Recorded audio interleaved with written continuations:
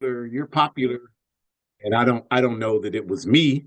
I like to think that it was the topic, but I'm so happy that people were interested in political education, and a lot of people wanted to follow up and do more work around it. So that's a wonderful thing. But we also helped coordinate security. There was a MAGA convening a couple of blocks away from the anti-fascist conference, so we had a strong security presence. So it was an all-day thing, on my feet all day, thinking, acting. So I'm exhausted, but I'm glad to be here. I started to ask you, Shakur, if you could, just take this program yourself, but I decided, this is exactly what my spirit wants, and that was correct. I'm so happy to be here. A lot of times when you have problems in your life, if you were more involved in the struggle against injustice, you would feel so much better. That is absolutely true. So we honor the indigenous people of the Western Hemisphere. They are engaged in a struggle for their just self-determination, and we are right there with them. These lands belong to them, and we know that the key to their liberation and their forward progress is gaining these lands back. That's what their struggle is about. That's what they're engaged in their struggle to accomplish. And that is exactly what they will do. And we will do everything in our power to assist them in that effort. These lands don't belong to us. Africa is our national home. Whether we are physically here is not the point. That's not relevant to what I'm saying. What we're saying is that the indigenous people should have determination of what happens in these lands. And they have never once said that we could not exist here with them. In fact, their primary history, I know there were some clowns that are trying to create controversy around this, but we study history, so we know their primary history had always been bringing us into their family circles, into their tribal circles, and oftentimes being the only place where we could go outside of the slave plantations during those times as African people. So we have never had that be a situation where they were uh, talking to us as if we should not be here. Although some of us really act like we shouldn't be anywhere in this capitalist system. It's like Dr. Khalid Muhammad said, have you forgotten that once we were brought here, we were robbed of our names, robbed of our language, lost our religion, our culture, our God, and many of us, by the way we act, we even lost our minds. And that piece that he spoke was recorded on Public Enemy's. Um, oh man, I can't even remember the name of the record, but it was on there. A Nation of Millions Holds Us Back album, which is one of the best hip hop albums ever. If you want my humble opinion. So we honor the indigenous people. We honor our African ancestors. We have a program next week, an annual one we do, talking about the January 17th murders in 1961 and 1969 of in 61, Patrice Lumumba, Maurice Mpolo, and Joseph Okoto in the Congo. And in 1969, on that date, Apprentice Bunchy Carter and John Huggins of the Black Panther Party. And so we talk about them and what that should mean to us in 2025. So we're glad that you're here to join us. And we introduce, as we always do, just by letting you know our Ancestors' Voices is sponsored by the All African People's Revolutionary Party, the AAPRP. And the AAPRP is a revolutionary, independent, mass, Pan-African political party with our base being in Africa. In Africa. And our objective, our work, our focus is on achieving Pan-Africanism, which we correctly define as one unified socialist Africa. That's our objective. That's what we are fighting for. And our work to achieve Pan-Africanism, it's not a theory, it's not a hope, it's not a dream. It's actual on the ground work that is happening. You're not going to learn about it on CNN and CIA networks. They're not going to talk about any movement that's designed to bring down imperialism. So that's why we're here. And our work to achieve Pan-Africanism is outlined in Kwame Nkrumah's Handbook of Revolutionary Warfare, which if you're looking at a screen, and hopefully you are, it's on your screen there. It's a work that outlines the strategy to achieve Pan-Africanism, which is uniting all of the genuinely revolutionary Pan-African forces on the ground who are committed to this objective and definition of Pan-Africanism being one unified socialist Africa. And Our Ancestors' Voices, this program is hosted each week, same time, same places, by myself, Ajamu, and my biological and ideological daughter, Shakura. We are both active organizers within the All African People's Revolutionary Party. So we're so glad to be here and so glad you're here. What would Dr. King say today? And so to get us started, I turn it over to Shakura. Thank you. I appreciate you, comrade. I appreciate you being here with us. This is just a testament, you all, that, this work is bigger than ourselves. And so, shout out to Comrade Ajamu and other comrades who are, feeling the burnout and feeling the fatigue, but also understanding that they have compassion for humanity. That's why they do this work. They have a love for humanity. They love justice, and they love for people to achieve and to benefit from justice. And we all have a responsibility to play in how we navigate what that looks like. I think it would be very easy to just, give up and to not be interested in moving forward if we had the frame where we were just putting ourselves first. And you could take Dr. King as a great example of that. But instead, kind of moving into this space where it's very obvious that everything that we do, everything that has happened to us as colonized people, as African people, it's because we have a responsibility to think about how the collective are impacted. We have a responsibility to understand that this work is bigger than ourselves. It's bigger than our children. It's bigger than our families. It's bigger than generations to come after us. This work that we're doing now is going to impact every single living organism on this planet, from plants to animals to oxygen to natural environmental effects. And so we have every responsibility. We can't give up. We have every responsibility to not only maintain the integrity of the work that we're doing, but to also take care of ourselves in the process so that we can do this work. And I think Dr. King does an immaculate example of that, showing us what that looks like, while also coupling this ideology of starting to develop what Pan-Africanism looked like for him. And we will talk about that more in detail. So we can start with kind of looking at the transformation as it starts to take place, right? So we can look at the capitalist Dr. King and what that particular version has looked like for many of us, right? We can think about how capitalism is a system, of course, that prioritizes private corporations to make money. And the thing that you want to remember is those private corporations are able to make money because they control the production of the resources. That is so important to remember, right? So capitalism wants us to believe, and that's why propaganda is so effective in teaching us, because some of us believe this to be the case, that as many of us do, Dr. King was the following. He was not a brave person, but instead a coward. More specifically, representing cowardliness in terms of what it looked like to have a version of Christian that so many people embrace today. And you have to ask yourself, what does that look like to demonstrate and represent what it means to be cowardly as it relates to being a Christian? And then also kind of pulling in this piece of, this was only to be focused on achieving racial integration at the expense of our dignity. And so what we're trying to say with this slide is, the system that we suffer from every single day, known as capitalism, has every intention of reteaching us the same message that we've already learned, especially if we grew up in this backwards country where we remember having that Monday in January off to commemorate Dr. Martin Luther King's birthday.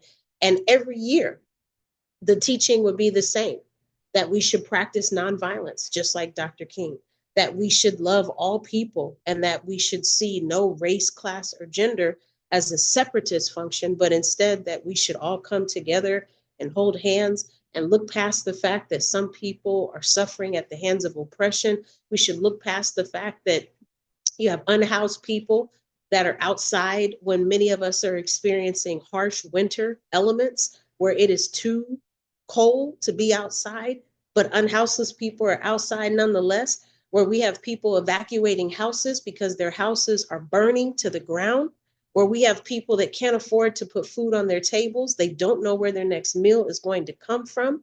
We have people that experience patriarchal BS every single day. We have people who are not getting paid what they deserve to make because a livable wage is just simply out of the question until we fight back and demand better. We have people that are colonized and not understanding the repercussions that are still taking place today because we have experienced colonization, which, by the way, is not very clear to everyone today. I just had a conversation with someone yesterday about how enslaved Africans took on the names of their plantation owners, slave masters.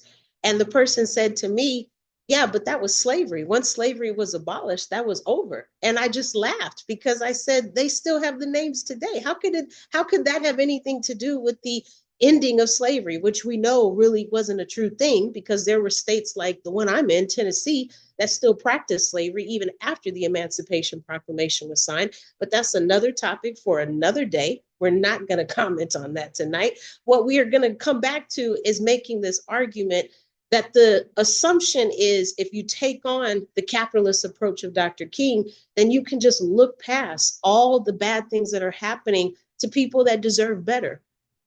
This is also a way of thinking about how if we kind of just look past it, then we can come together, and us coming together will find a way to deal with it, which is really not a healthy way, because really what this teaching is giving us the opportunity to understand is that we should not fight back.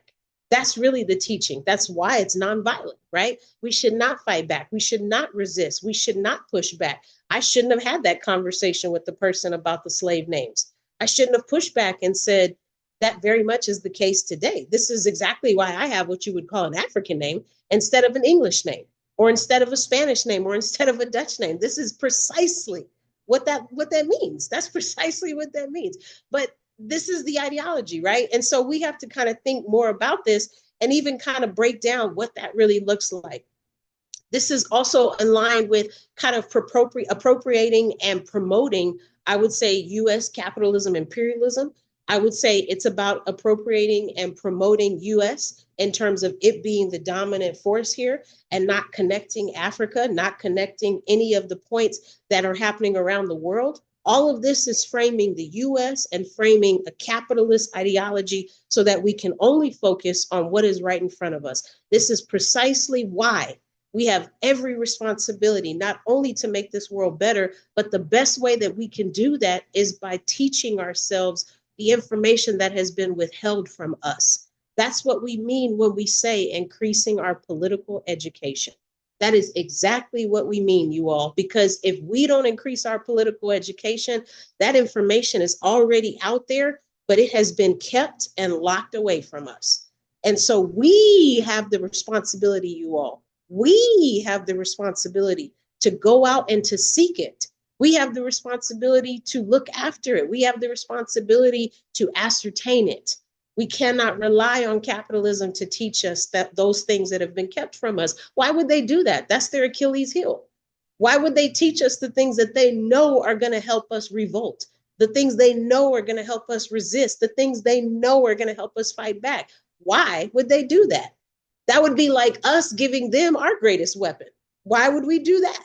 So we are at a point here where we need to kind of understand really what this breaks down to, you all. And we can even think about how, this piece about even painting this picture for how Dr. King was supposed to be represented, right? I love this presentation because it always finds a way to really kind of paint this picture, and we kind of see this image.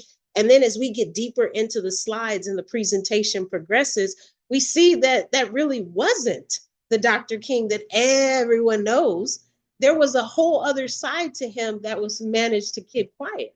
There was a whole other side to him that just miraculously didn't make it into the papers. It miraculously never was recorded. And part of that is because we know that he resisted. We know that he developed a Pan-Africanist ideology. We know that he was building himself up to go home and go to the continent. Unfortunately, that didn't happen, but we know that he was on his way to do that. I might be misspeaking. you all have to forgive me. I have dissertation brain, so sometimes things are slipping. I might be misspeaking. He might have gone home. But my point is, he was building up his Pan-Africanist ideology, and we know that's why he had to be assassinated. That is a true statement because he was building up too much momentum. He was building up too much. And so in doing that, this is how we start to kind of understand that. And I know Comrade Ajamu will set the record straight, so I'm not worried about that. Thankful that he is able to bring the knowledge and bring the truth here. And so even looking at this photo, before I advance to the next slide, we can even think looking at this photo of King, this dedicated activist, right, for justice, which meant he was willing to chart his own path. And he even did that by meeting with one of the leaders of the Nation of Islam, Elijah Muhammad, right, even against the wishes of so many people around him. There were so many people that strongly discouraged that, and they didn't think it was a good idea. I'm sure because there's so many ways that you can pit even the two religions against one another. Well, we don't want you meeting with them because that's not what we believe in. And more importantly, the Nation of Islam made it very clear what their stance on was against capitalism, and that also was not good for publicity. That also was not good for King to be associating with a known organization that had very much taken an anti-capitalistic approach. And so we're just thinking about all these pieces and really tying them in. And I think it's so important to do that because more often than not, especially in the US, we find that we're so busy focused on race. We're so busy focused on sometimes gender. We're so busy focused on these other pieces that make a really good argument for why these oppressions need to be addressed. And they do. I'm not discrediting that white supremacy and racism are not relevant. I'm not discrediting that sexism and patriarchy, homophobia, Islamophobia, those things are very important. I am not discrediting that they're not. The point I'm making is that if there is so much focus and time on race and class, then, well, not class, that's what I was going to say, focused on race and gender, we tend to forget about class. We tend to forget that that also plays a part in the positions that we're in. This is why we continue to bring up the fact that livable wages is something that everyone deserves, but yet none of that is really happening. This is why so many people are struggling to pay their bills. This is why so many people are struggling to keep a roof over their head and food on the table and utilities on, and to make sure the car is up to date with all the things that need to be done to maintenance the vehicle. It's a lot. It can be very overwhelming. This is why multiple people have multiple jobs.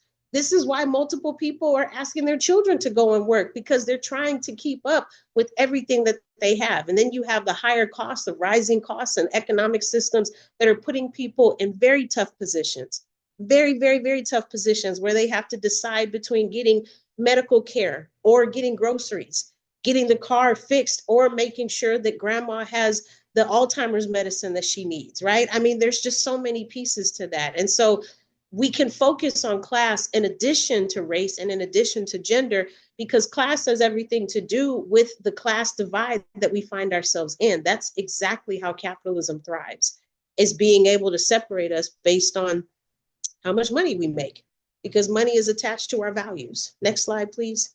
Money is attached to our values, and money is attached to how people value us. There's the other piece of that. So the Dr. King that they want for us, okay? So we're thinking about this US capitalist system. We understand that the government has played into that. And we also understand that who Dr. King became was despite what they wanted him to become, all right? So even with this result happening, it was after his assassination, April 4th, 1968, that we have continued to see their softening of his image and work. So they're still painting this picture that he was nonviolent. They're still painting this ideology for us that he practiced his Christian values and he didn't believe in being harmful to other people. He wanted to be a good Christian, and he wanted to make sure that he was demonstrating that for others, especially those that practiced the same faith as him, so that they could see what that looked like. This was still the case to continue that, and their work to reshape who Dr. King was has continued on even to this day. This is why you have to educate yourselves, because if you're not in a position to find the truth, then it can be really difficult for you to really understand who this man was that you see in this photo. Even a photo like this, I think, would be hidden from the public, because anybody could look at this photo, but not everybody would necessarily recognize all the faces that we see in this picture, right? And so just kind of understanding a little bit more of the kind of work that he was doing. It's really important for us to break that down because, as I said, he was starting to get more of an understanding as the work was progressing. And he was starting to connect the fact that this is not just a US centered problem. He was really starting to build on that. And I really empathize with him and I sympathize with him on that because that's kind of been my reckoning within the last 5 years of joining work study. February 6th will be 5 years, 4 years, I think, that I've been in work study. I celebrated the anniversary on my calendar, but I can't remember. But my point is that's kind of where that's starting to play in. So I can definitely see how his progression was starting to take place because that's what's happening to me.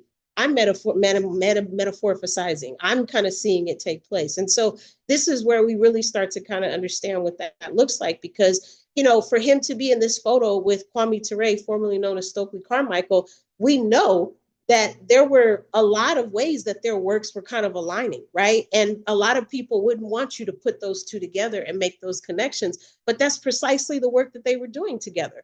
That's precisely the work that they were doing together because they both were starting to understand there are some serious problems and the common denominator that African people are facing around the world is poverty, health, class status. Like these are common denominators. These are common issues that Africans, everywhere are facing.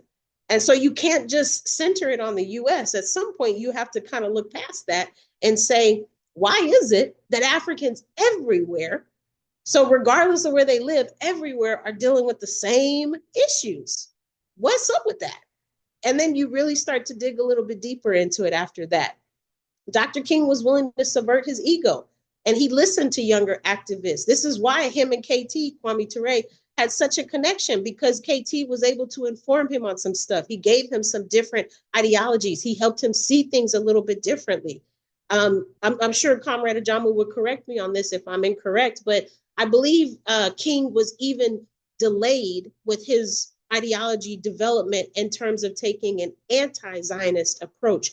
I think it took him a little bit longer to come to that understanding. I think he was pro-Zionist, probably because they fed him the religious rhetoric. And I think he thought that he was doing what was best to support, you know, his comrades that practice Judaism.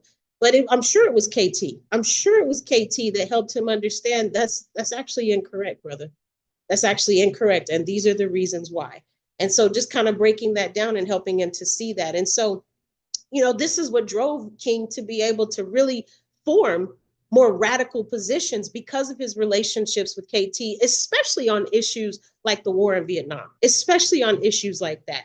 We can also think of other situations where he was understanding what was going on in different parts of the world. He was starting to make these connections about how there's oppression that can't necessarily be addressed any other way without just looking at race, class, and gender, and specifically kind of looking at this lineage of how Africans have been mistreated for so long, how colonized people have been mistreated for so long, and drawing these connections to start to see it doesn't matter what we do. These are going to continue to be the conditions until we push back against this, until we fight back against this, and until we find a way to organize ourselves, because we're not going to be able to do it individually. And this is why Dr. King was in several organizations. And so if we're looking to someone to give us an example of how to do this work, which I think is a question a lot of people are asking themselves, especially with this day and age, what can I do? How can I fight back? What can I do to make a change? Join an organization that is working for justice. We say that every week, and we're not going to stop saying it. I won't stop saying it until I have no more breath in my body. We need everyone to join an organization that is working for justice, because if you all do that, then we all can join forces and fight back against the systems that are oppressing us. You may be in an organization that has a completely different ideology than mine. That's fine. As long as we both agree that humanity deserves a better world, as long as we both agree that nobody deserves to be oppressed, regardless of if they are queer or if they are a non-male or if they are African or Asian, differently abled. If you and I can agree on those concepts, I don't care who you're organizing with. That has nothing to do with me. That's like how much air pressure you have in your tire. That has nothing to do with me. All I want to know is, am I going to be able to count on you so we can take down this system together? And if the answer is yes, then let's do the work. But we got to increase our political education, and we have got to join an organization that is working for justice. If you have room for one more New Year's resolution, that should be it. Ashe, obrigada, asante sana, medasi. Thank you very much, Shakura. Just the points that you brought up. Dr. King, without question, made it home to Africa. He actually, this will surprise a lot of people in the African liberation movement. He actually made it to Africa before Malcolm X. Dr. King attended Ghana's independence commemoration on March 6, 1957 in Ghana. And we've talked about that, and we posted the picture of Dr. King and Kwame Nkrumah in Ghana, in Accra, in March of 1957. And as we've also said before, from that point forward, the relationship was established between Dr. King and Kwame Nkrumah. Kwame Nkrumah, of course, was the founder of the Convention People's Party in Ghana, helped lead Ghana to independence in 1957.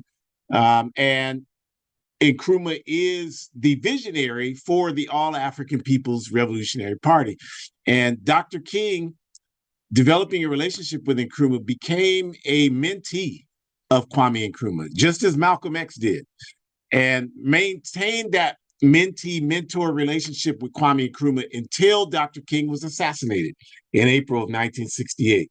So no question that not only Dr. King, but Coretta Scott King accompanied Dr. King to Ghana's independence in 1957. So you are correct in the sense that Dr. King had to develop a much broader understanding of Africa and the role that Africa played in our life. And there are many recordings where Dr. King is talking specifically about our African identity. You won't hear any of those this month when capitalism is quote unquote commemorating his birthday. All you'll hear is, I have a dream. You won't hear any of the analysis and the development in Dr. King's thinking, because they don't want you to think that he had any development in his thinking. They want you to think that all that he was concerned about was sitting at the table with white folks and eating food next to white folks and living in neighborhoods where white folks are. And that's all they want us today to think, that all we have to be concerned about is being up next to white folks. And that is why we have to raise these contradictions, because, it's like I said to someone years ago, they were telling me, European man was telling me that, well, you just mad because you're not white. You can't do the things that white people do. That's what he said. And I said, no, actually, I can do what white people do and a whole lot better. That's not a single thought in my mind. I've never believed that European people were devils. And the reason why I could never believe that is because they don't deserve any type of supernatural status, even if it's a negative supernatural status. They don't deserve that.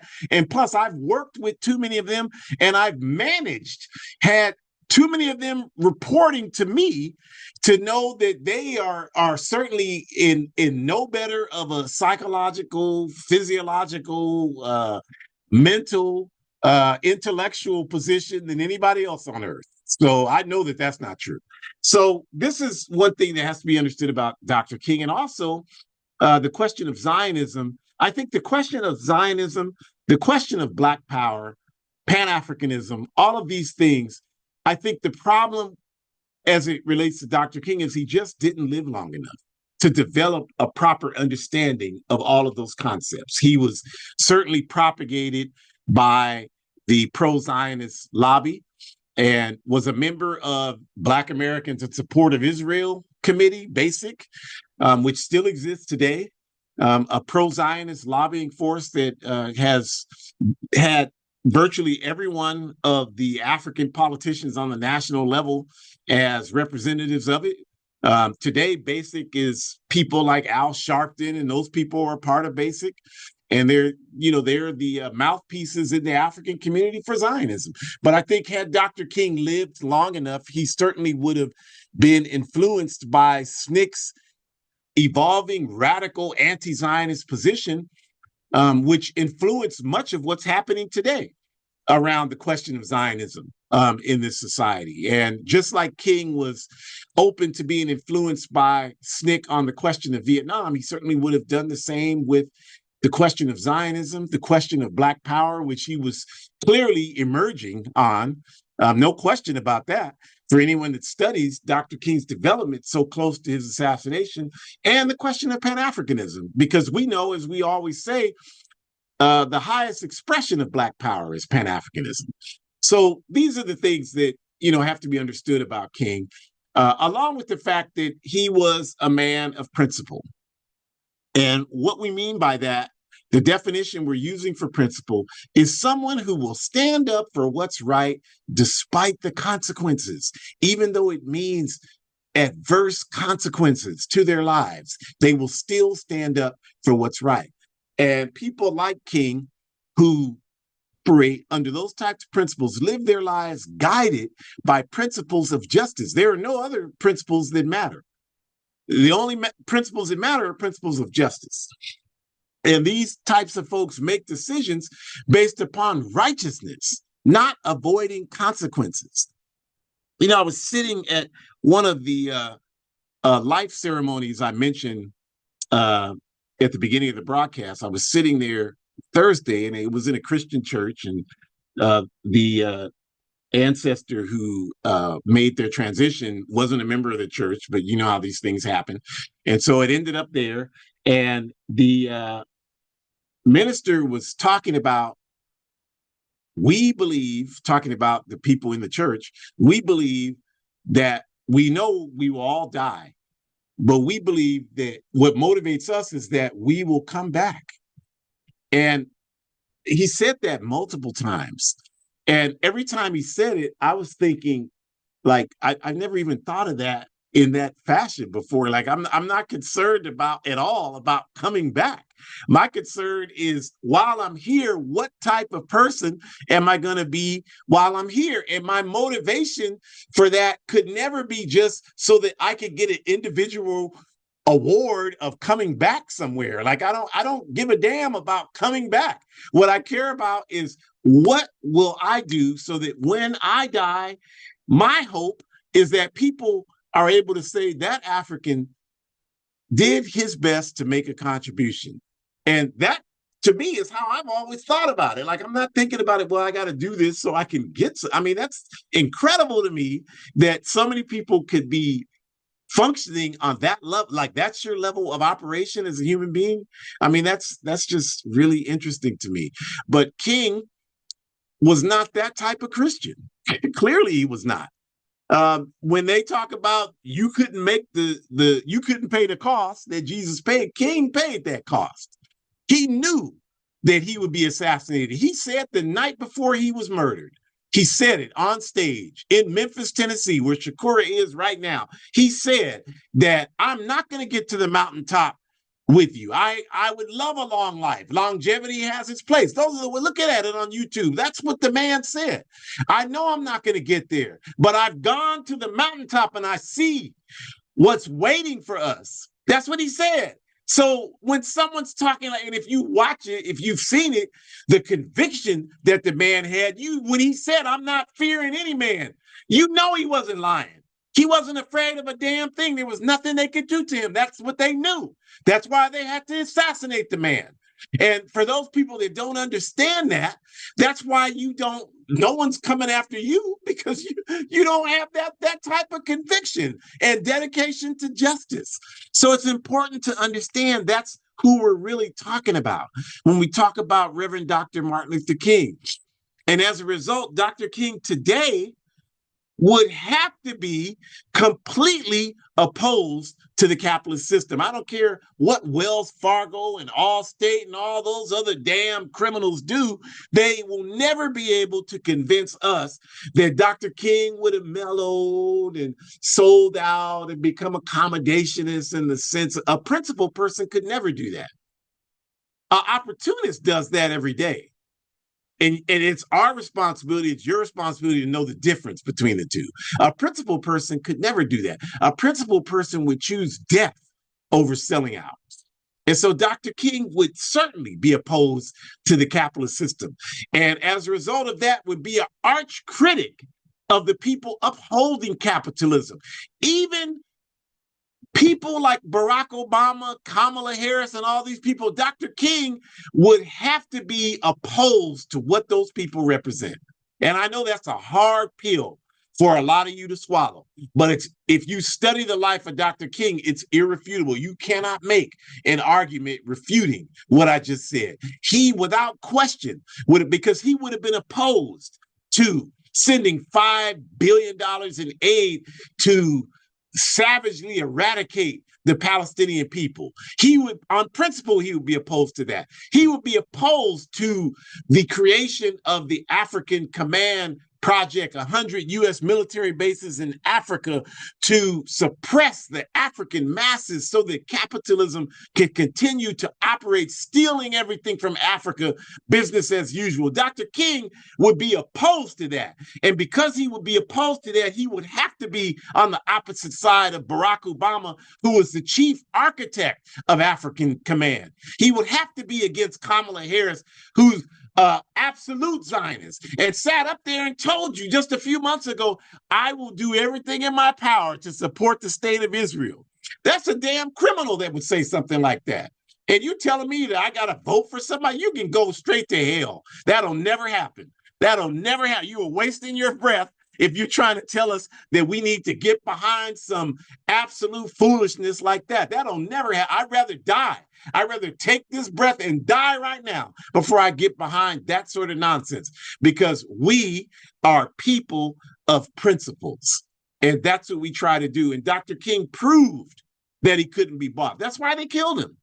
That's the reason they killed him. He couldn't be bought.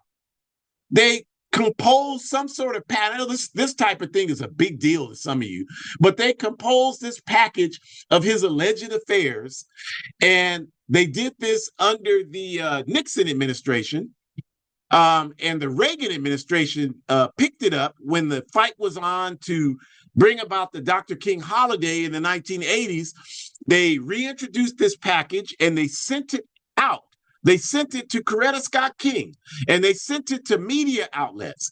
And thank goodness the media outlets, I know Rolling Stone was one of them, had at least the level of morality that they refused to publish it. And Coretta Scott King won my respect because she refused to even talk about it. Whatever problem she had with her husband for whatever he was doing, she was not going to let the system use her against his work. And that's what principled people do, you all. So he proved he couldn't be bought. None of that stopped any of the work he was doing. And that's why they had to kill him. So the picture on the screen, tells you a lot, because it's Dr. King lobbying, meeting Malcolm X at the Capitol in 1964, June of 1964, lobbying for the Civil Rights Bill.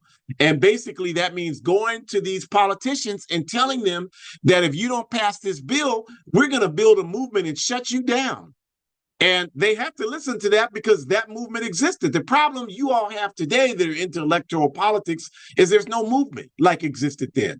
So those people aren't listening to you. They don't even, I bet you when you talk to politicians, they don't even have a pen and pad to take notes. That's how much they disrespect us. They just, okay, I understand what you mean. And then they go have a beer and forget all about you and everything you talked about, because we don't even have a movement to put that kind of pressure on them, even within the capitalist realm.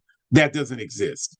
And Dr. King would tell you that the only way you can hold these people accountable is you have to have a mass movement. Those of you that think that you're doing something just by voting with no movement, you're not listening to Dr. King. He made that message clear because everything he did was about building movement, mass movement. So take that to heart. And here's the picture of Kwame Nkrumah and Dr. King in Ghana, as the caption says, during the Ghana's independence commemoration in 1957. And it talked about what I mentioned to you, that Nkrumah maintained that relationship with Dr. King. And Dr. King maintained relationships with people like Kwame Nkrumah. And he kept very abreast of interest in Africa. And again, you have to search for speeches he's making, talking. You listen to this, you think you're listening to Kwame Ture or Malcolm X or someone. It's Reverend Dr. Martin Luther King Jr. talking about Africa. I've researched those speeches and listened to them. He had a very clear understanding that we are African people. Even if he didn't live long enough to start saying it publicly, he clearly had a very clear understanding of that. And as King's class consciousness grew, as evidenced by his expansion beyond just seeing the struggle as one against racial segregation, but to understanding the impact of U.S. imperialism on the world and worker exploitation. You know, King died in Memphis supporting a workers' strike. This was a reflection of his growing consciousness. And those last days that he was alive, he was wearing a Black is Beautiful button.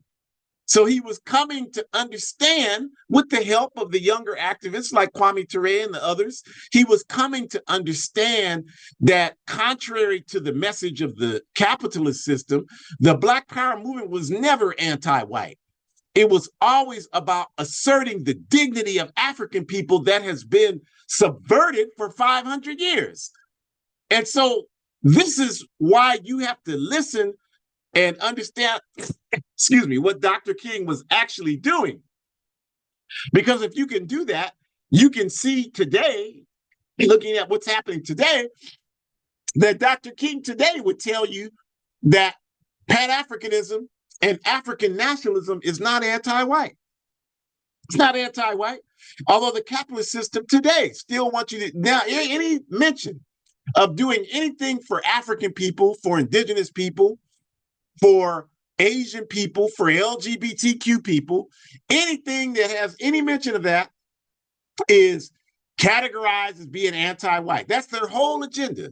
That's the whole agenda behind all the people that voted for Trump and many others, is everything that's not about them is anti-white. And if you listen to Dr. King, he was telling you 60 years ago that he was coming to understand that we can assert our dignity. It has nothing to do with you if you're not African or indigenous. It has nothing to do with you. If you are a person who lives with an effort to be principled in your life, you will recognize that these struggles that don't involve you, you have to support them if you're a decent human being, period. Like, I support all types of struggles that have nothing to do with the African liberation struggle and Pan-Africanism.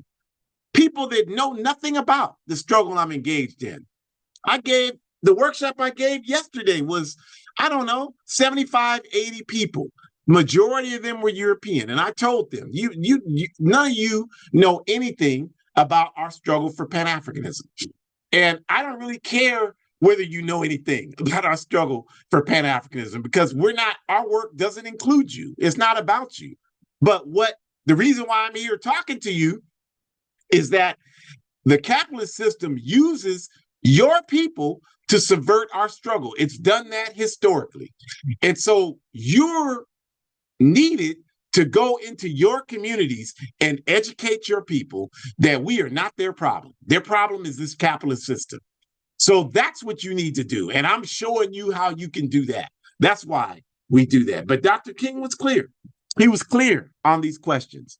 There was no question about his growth as it related to understanding that, as he himself said, I fear that I've integrated my people into a burning building. He was talking about the capitalist system, you all.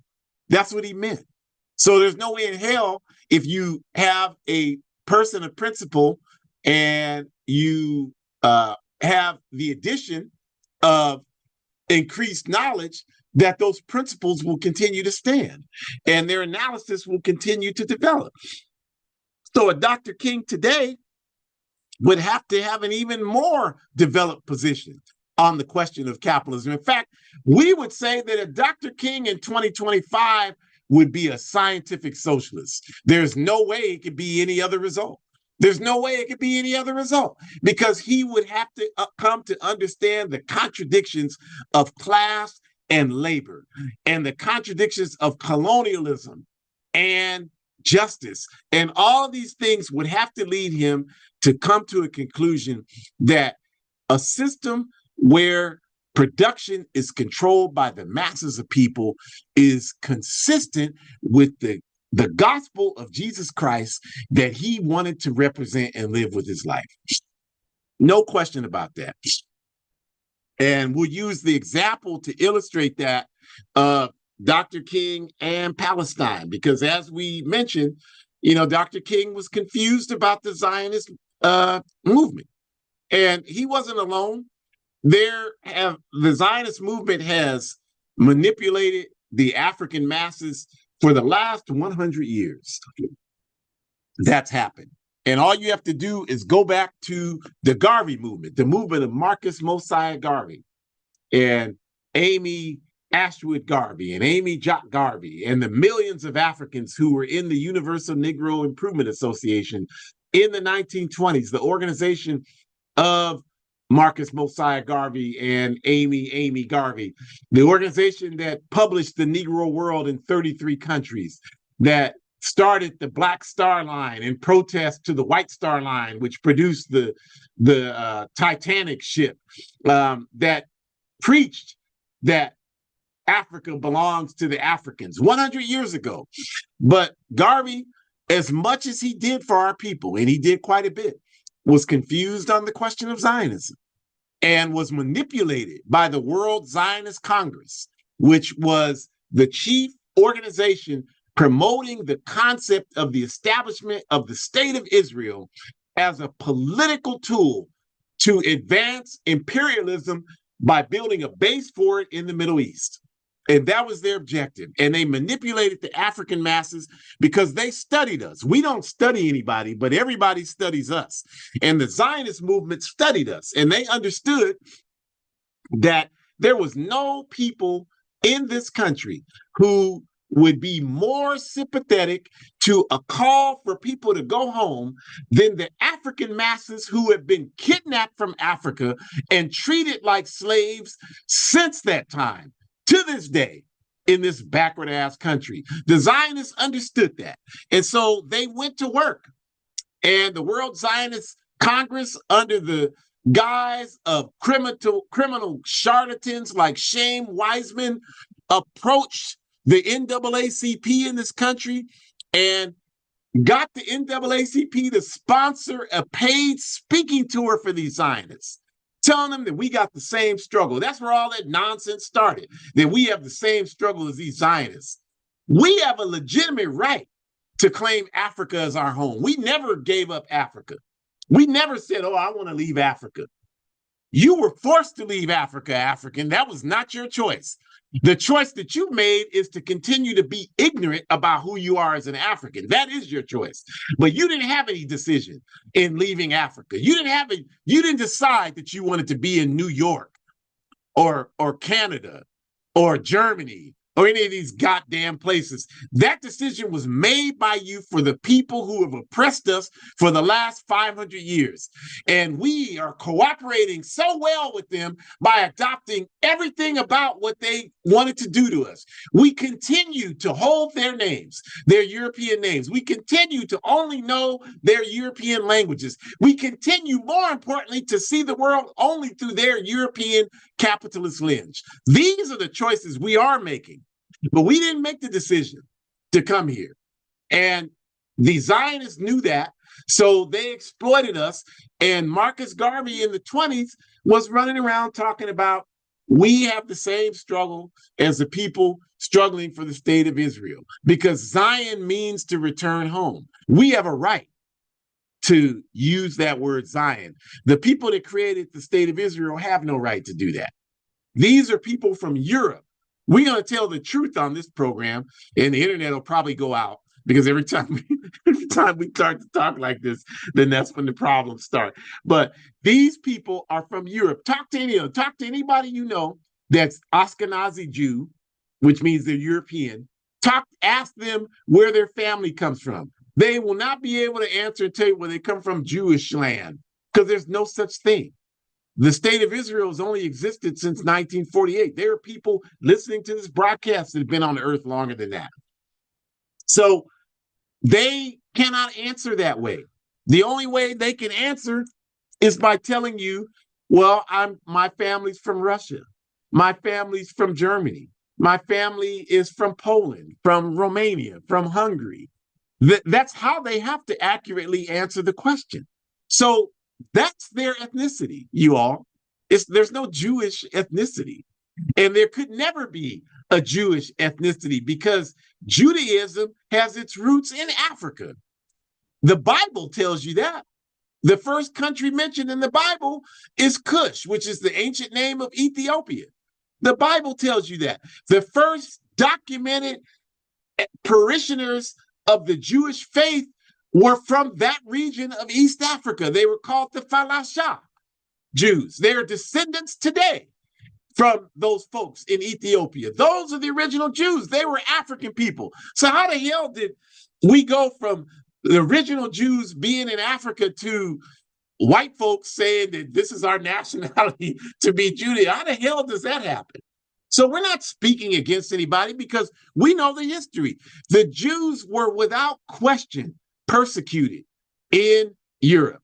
And that's why the Zionist movement thought that the concept of creating a state and driving everybody to that state and pressuring the states in Europe, including the Third Reich Nazi regime in Germany, to support the establishment of the state of Israel. You think it's a coincidence that the state of Israel happened just 3 years after the Third Reich was defeated?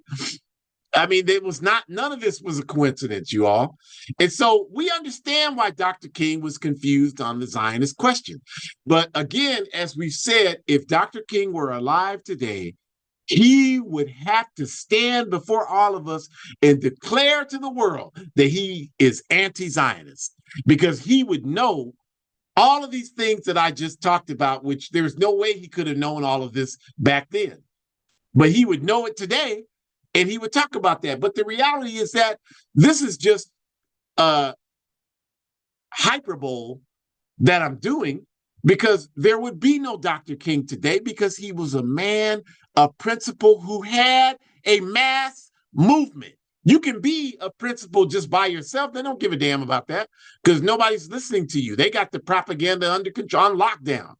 But if you are of principle and people you're working with are of principle, and there is a mass movement moving in the direction of justice, you will see just how undemocratic this society actually is, and you will see that in a hurry. We want to thank you for joining us today, and we invite you back next week. A day for martyrs: Lumumba, Bunchy, John, Maurice, Thomas, our martyrs from the Congo, our martyrs from the Black Panther Party. We talk about them. January 17th is that day, but we're doing the program on the 19th. So join us for that. And we have a program. I neglected to put the flyer up, but we have a program for those in Sacramento this coming Monday, the day that they commemorate Dr. King, at the Shakur Center on Broadway Street here in Sacramento, a day of programming in honor of the radical Dr. Martin Luther King. So we want to invite you to that. It starts at 11 a.m. And if you know the work of the Shakur Center, they have food that they give away, clothes. So it's a good day to come out, bring your children, and commemorate the real Dr. King, 3320 Broadway here in Sacramento. And then the flyer on the screen on February 1st, please spread the word. We're having a community discussion, and it's not just a discussion for people to run their mouths and then leave out the room and go eat food and defecate and forget all about it. This discussion is about how do we build structures to organize our communities. That's what it's going to be about. So if you're just someone that just wants to talk, this is probably not the event for you if you're in this area. But if you're someone who really wants to work with other people to try to build independent structures, that's what we're going to be doing. That's what we're going to be trying to do. And the upper QR code in the left-hand corner, you can click on that, the red and white one, and you can find out about all the AAPRP programs. This is only one of them, but you can find out about all of them. And you can find out about the Forward Ever shop that has political education clothing like what I have on here. Support independent revolutionary African organizations by ordering clothes from our Forward Ever shop. You can get the link there in that QR code. Go to Hood Communist, a revolutionary Pan-African blog. You can support that blog as you should through that QR code. At the bottom left, you can join the All African People's Revolutionary Party, and you should do that. Go to AAPRP-intl.org. At the very least, even if you don't want to join, you should go there and watch the orientation video so you can at least be informed about who we are, because capitalism will tell you all kind of stuff about Pan-Africanism and socialism, and you'll think you know, and know you haven't spent 5 minutes studying it. So at least go to the party page so you can look at that and get a better understanding. And go to the QR code on the bottom right, the white and black one, and that supports our work on the ground. You can become a sponsor to Burkina Books, our work on the ground in Burkina Faso. The comrade was just here in the Bay Area a couple of weeks ago and talked about the work that we're doing not only in Burkina Faso, but in Niger and Mali, and the developments in the Sahel region there in Africa, and how that's really such a wonderful movement towards the Pan-Africanism that we are fighting for. So support those efforts, and you can go there and do that. And lastly, just want to encourage you to support and buy my book. It's only $8. Unfortunately, you can only order it through Amazon. If you don't like that and you have a better suggestion, I'd love to hear it. If you don't have a better suggestion, I'm not into intellectual masturbation. We're trying to get work done. So I don't want to hear your complaints when you just put gas in your car from Chevron and Shell and all those other capitalist corporations. But when it comes to supporting independent revolutionary work, now you got principles and you can't do any business with that. I mean, get out of my face with that nonsense. We're trying to get work done. So my book is a guide for organizing defense against white supremacist, patriarchal, and fascist violence. And it's only $8. And we use 100% of the proceeds to finance the work. Like the events we're doing, like the one you see on the screen here, we feed people. That money doesn't just come out of the air. So buy my book so we can do that. We appreciate you joining. Come back next week. Tell people, forward ever, backwards never. Have a great rest of your day.